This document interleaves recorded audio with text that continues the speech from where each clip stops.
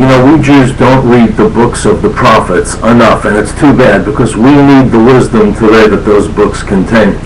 We're just learning in shul from the first book of Kings, Eliyahu Hanavi facing off against the evil king Achav. Achav meets Eliyahu on the road and says, "Is that you, O troubler of Israel?" In other words, he's calling Elijah the prophet the troubler of Israel. King Achav had married a pagan princess, committed idolatry, brought the Jewish people to idolatry, committed mass murder, theft, but Eliyahu, in his eyes, is the trouble with Israel. He's the great troubler of Israel. My friends, there are people in Israel who call themselves Palestinians. There is no such thing as a Palestinian people, but that's what they call themselves. As we speak, they've been firing rockets into southern Israel for hours, over 100 rockets by now. They are suicide bombers. They murder men, women, children, and babies.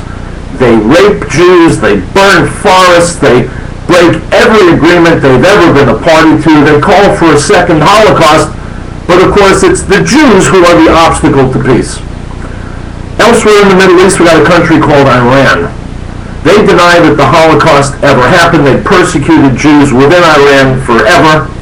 They were feverishly working on developing nuclear weapons and promising publicly on television that as soon as they have them, they're going to kill 6 million men, women, and children in Israel. But of course, it's Israel that's the obstacle to peace. Well, we know this is crap. The lesson is this, and this is the lesson that Elijah teaches us across the centuries. The world is going to complain about us no matter what we do. Too many of us are afraid to take action and do what we need to do because we don't want the wrath of the world descending upon us. Well, here's the secret. The wrath of the world has always been descending upon us and always will. So that should be no obstacle to action. The answers to our problems are obvious.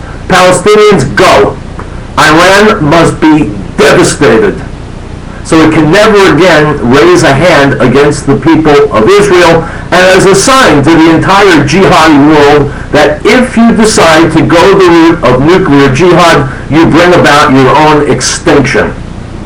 That's one of the lessons we learn from the books of the prophets, and I recommend each and every one of you, if you haven't done it already, get yourselves a Tanakh, a Bible, and start reading, because the stories in there, 2,500 years old, are as relevant as today's weather forecast.